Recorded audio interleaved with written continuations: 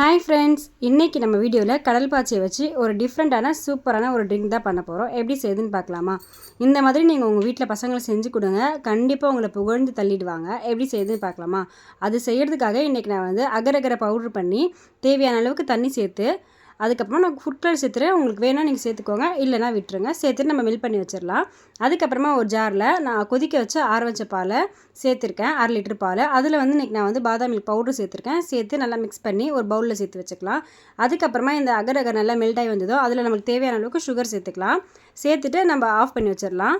Of பண்ணி வச்சுட்டு கொஞ்சம் லைட்டாக ஆறுனதுக்கப்புறமா நான் இன்றைக்கி ஒரு 2 கிளாஸில் கழட்டி வச்சுருக்கேன். அப்போ தான் நம்ம இன்றைக்கி நம்ம சீவி தான் சேர்க்க போகிறோம். அது நான் இப்போ காமிக்கிறேன் பாருங்கள். இதை நம்ம ஃபஸ்ட்டு ஒரு 2 கிளாஸில் கழட்டி வச்சுக்கலாம். இங்கே பாருங்கள், இந்த மாதிரி இன்றைக்கி நான் ஒரு 2 கிளாஸில் கழட்டி வச்சுருக்கேன். இது நல்லா ஆறுனதுக்கப்புறமா அதை கழட்டி ஒரு பிளேட்டில் வச்சுக்கலாம். வச்சுட்டு இன்றைக்கி நம்ம நல்லா சீவி எடுத்துக்கலாம். அப்படி உங்களுக்கு சீவை வேண்டாம் அப்படின்னா குட்டி குட்டி க்யூபாக கூட கட் பண்ணி சேர்த்துக்கலாம். இன்றைக்கி நான் இந்த மாதிரி சீவி தான் எடுத்திருக்கேன். எடுத்துகிட்டு நம்ம ஃப்ரிட்ஜில் வச்சுருந்தோம் இல்லையா பாதாம் மில்க் ட்ரிங்க்கு, அதில் இதை சேர்த்து பாருங்கள். டேஸ்ட்டு சூப்பராக இருக்கும். கடல் பாசியே சாப்பிடாத பசங்க கூட இந்த மாதிரி நீங்கள் செஞ்சு கொடுத்தீங்கன்னா ஆசையாக சாப்பிடுவாங்க. ஃப்ரிட்ஜில் வச்சு ஒரு 1/2 ஹவருக்கு அப்புறம் நீங்கள் சர்வ் பண்ணி பாருங்கள். டேஸ்ட் அல்டிமேட்டாக இருக்கும். வீடியோ பிடிச்சிருந்தா மறக்காமல் like, share, comment plus subscribe பண்ணிக்கோங்க. இந்த மாதிரி டிஃப்ரெண்டான ரெசிபிக்கு நம்மளோட சேனலை நீங்கள் ஃபாலோ பண்ணி வச்சுக்கோங்க. தேங்க்யூ, பாய்.